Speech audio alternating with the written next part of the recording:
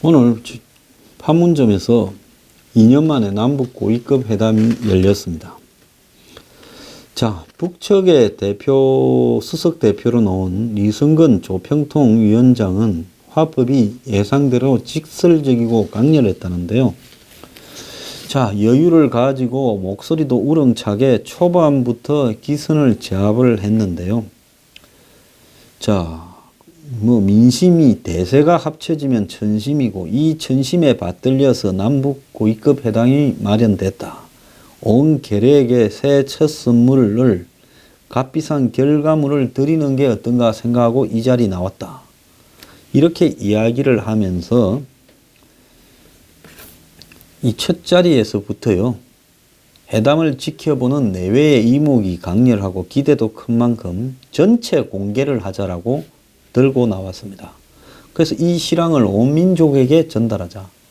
보통요, 남북 간에 회담을 하면 한국이 공개하자고 북한은 비공개로 하자 해야 우리가 생각하는 상식인데 북한이 먼저 회담 전체를 TV로 공개하자. 이렇게 이야기를 했습니다. 이에 한국의 조명균 통일부 장관이 통상 관례대로 회담을 비공개로 하고 필요할 경우 공개하는 것이 순조롭게 회담을 하는데 도움이 될 거다라고 답을 하자. 이승건은 우리 회담을 투명성 있게 북남이 얼마나 진지하게 노력하는가를 보여주면 좋을 거라고 생각합니다. 이런 측면에서 공개했으면 좋겠는데 귀척의 견해를 감안해서 비공개로 하다가 필요하면 기자를 불러 회담 상황을 알려주자 했습니다. 자, 북한이 다 까고 생중계하라 했고 한국이 뭔 소리 하냐, 비공개하고 필요한 것만 공개하자 했습니다.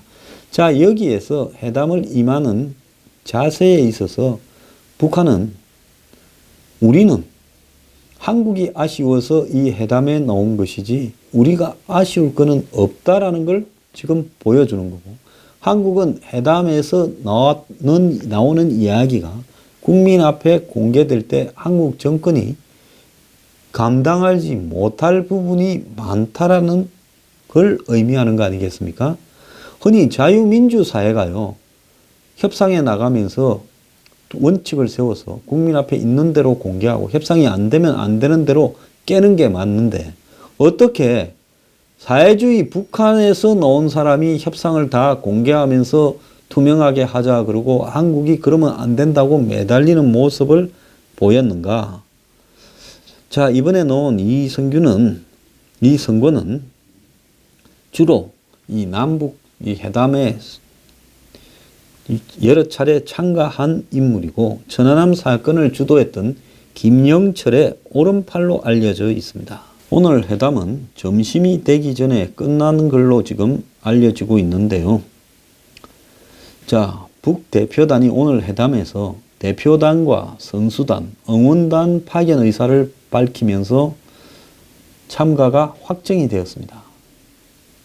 자, 한편으로 핵과 미사일로 한국을 위협하면서 이제는 뻔뻔하게 올림픽에 대표단, 선수단, 응원단을 보내겠다고 이야기를 하고 있습니다. 자, 북한이 평창올림픽뿐만 아니라 패럴림픽까지도 참가하겠다고 이야기를 했고요. 자, 북측은 평창의 고위급 대표단과 민족올림픽 조직위 대표단, 그리고 선수단, 응원예술단, 참관단, 태권도 시범단, 기자단 등을 파견하겠다고 이야기를 했습니다. 제가 볼 때 이렇게 되면 규모가 100여 명은 넘어가지 않겠나라고 보이는데요. 아마 사전에 물밑에서 대규모 다양한 대표단을 보내어서 평창올림픽 분위기를 띄워달라고 한 한국 정부에 북한이 못 이기는 체하고 화답하는 모습을 보였다고 봅니다. 수석 대표 접촉에서 남북관계가 경색 동결된 상황에서 평창을 남북관계 복원의 계기로 하자는데 양측이 의견을 일치했고요. 자, 그 말은 뭔 말인가 하면 올림픽 참가로 오늘 실마리를 끊었지만은 올림픽 외에 지금 이야기할 정치적인 문제가 많다라고 이야기를 한 거라고 봐야 되겠죠. 또 우리 측은 설 명절을 계기로 이산가족 행사를 갖자고 제안을 했고, 이를 위한 적십자 회담까지 제안을 했고요. 우발 충돌 방지를 위한 군사회담도 북한에 제안을 했습니다. 자, 오늘 그러면 이 회담에서 나온 성과들을 보면 북한이 대표단, 선수단, 응원단, 기자단, 무슨 참관단 등 다양한 형태의 대규모 이 평창올림픽 참가단을 보내는 것이 확정이 되었고, 한국 측에서 부인을 했었지만은 전번에 이야기 나오지 않았습니까? 평창올림픽 기간 2월 10일부터죠. 기간에 지금 하자마자 곧바로 설 연휴가 시작이 되는데 이 설에 이산가족 상봉 행사를 하자라고 하는 부분을 정부가 한때 부인했지만은 오늘 정부가 북한에 제안을 했습니다. 북한이 이 부분을 받으면서 대규모 선동을 할 가능성도 있다고 저는 보고 있고요. 더 나아가서 아마 곧 마식령 스키장과 평창 사이에 개막식, 평창올림픽 개막식 전야제를 이원 생중계하는 모습을 보일 거라고도 보고, 북한의 문화예술단도 오는 걸로 봐서 모랑봉 악단도 올 거라고 이렇게 보입니다. 자, 이 군사당국 회담을 한국 측이 제안을 하면서 한반도에서 상호 긴장을 고조하는 행위를 중단하고 조속히 비핵화 등 평화 정착을 위한 대화 재개가 필요해서 군사회담을 하자라고 한국이 제안을 했고요. 이 부분에 대해서 북한은 특별하게 반응을 보이지 않고 경청하는 모습을 보였다고 합니다. 오늘 회담은요, 오전에 회담을 하고 점심 때는 각기 밥을 먹으러 이렇게 자기 진영으로 돌아갔다가 오후에 만나서 또 회담을 하고 있는 걸로 보입니다. 그래서 점심을 각기 먹으러 간다라는 것은 오전에 나왔던 이야기를 자기 진영에 보고를 하고 오다를 받기 위해서 그렇게 하는 걸로 보이는데요. 자, 한국이 비핵화가 하기 위한 대화가 필요하다. 이러니까 북한이 대화 협상으로 문제를 풀어야 된다고 이야기를 했습니다. 그래서 오후 회담에서 북한이 적십자 회담이나 이산가족 상봉을 위한 비핵화를 위한 군사회담을 받을 가능성도 저는 있다고 보여요. 오늘 회담은 판문점 평화의 집 회담장에서 65분간 오전에 열렸어요. 1시간 정도 해서 11시 5분에 오전 회담이 끝났습니다. 자, 그러면 오후 회담에서는 이것에 좀 더 구체적인 내용들이 나올 거라고 보이고요. 이 오전에 전체 회담이 끝난 다음에 25분간 쉬었다가 11시 반부터 50분간 양측의 수석대표 접촉이 있었던 걸로 알려지고 있습니다. 그래서 전체 회의에서 나왔던 이야기를 사안별로 더 깊게 이야기하는 내용이 이 두 사람 간에만 있었다.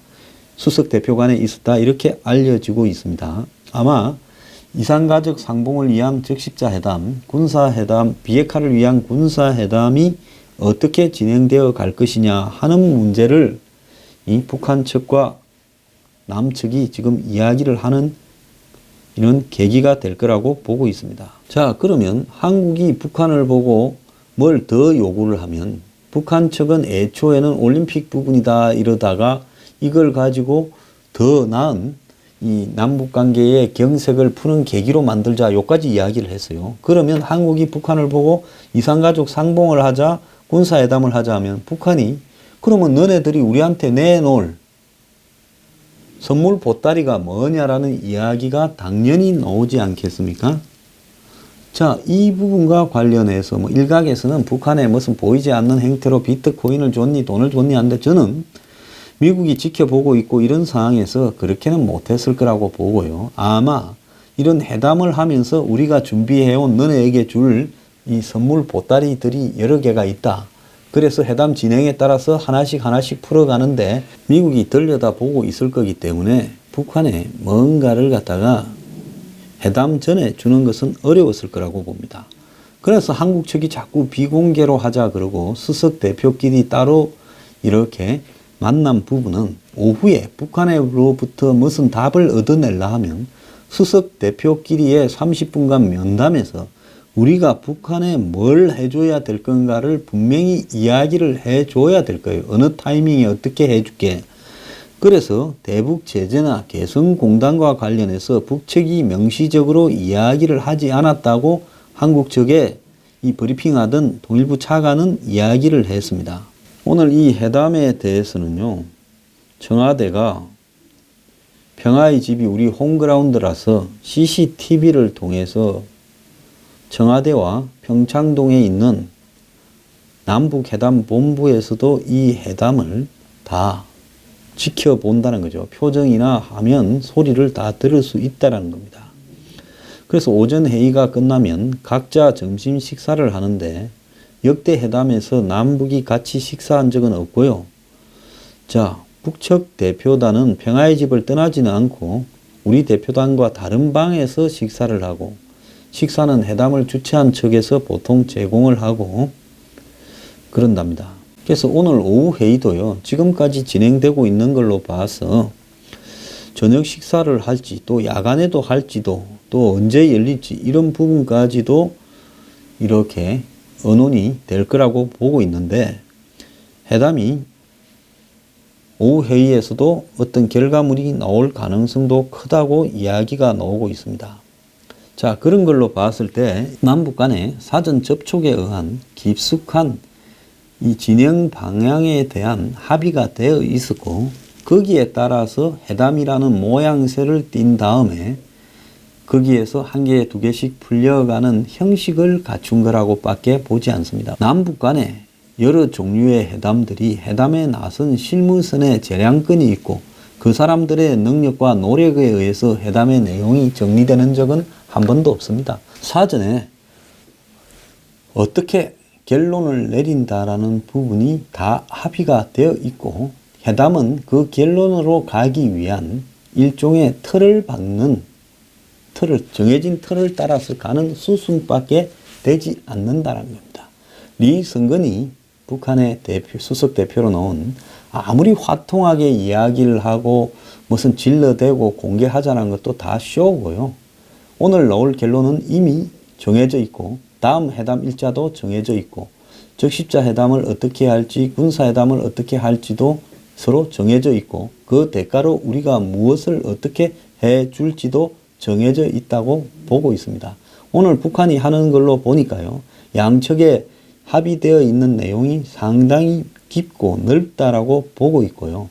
이 부분이 올림픽뿐만 아니라 올림픽이 끝난 이후에 북한의 평화 공세, 즉 비핵화를 입으로만 비핵화를 내세우면서 평화 공세로 연장이 되면서 한미 간의 합동 군사 훈련이나 전략자산 배치 같은 한반도 긴장에 대한 부분을 막으려고 하는 도구로 또 될 거고요. 미국의 해상 봉쇄를 막으려고 하는 도구로도 작용을 할 거고 미국이 지금 한국을 비롯한 우방들을 또 중국, 러시아를 동원해서 북한에 대한 제재를 막으려고 하는 도구로도 이 회담이 이용될 것 같습니다.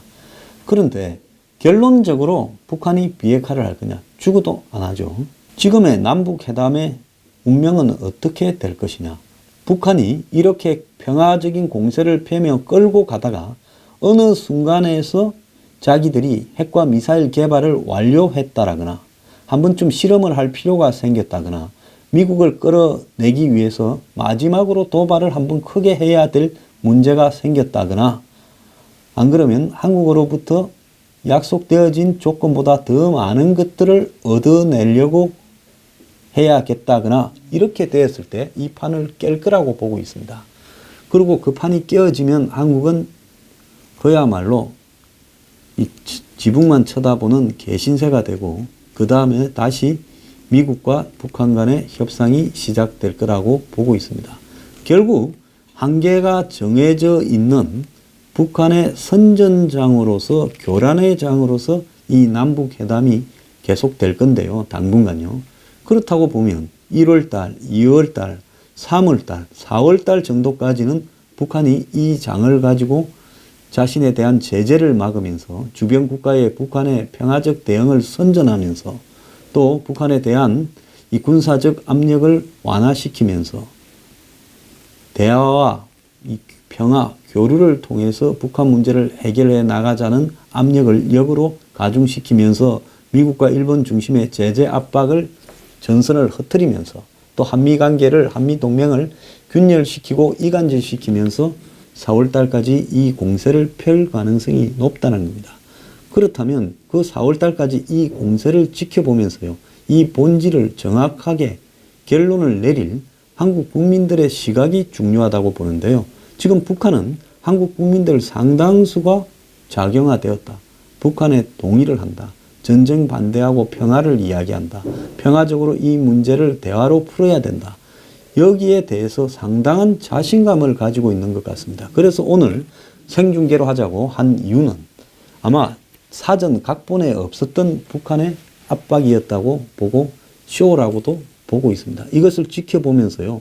아, 북한이 정말로 대화 의지를 가졌구나 생각하는 국민이 있다면 나는 이미 친북화돼가 있는 거 아닌가라고 자기 스스로를 의심해 보는 게 좋을 듯합니다.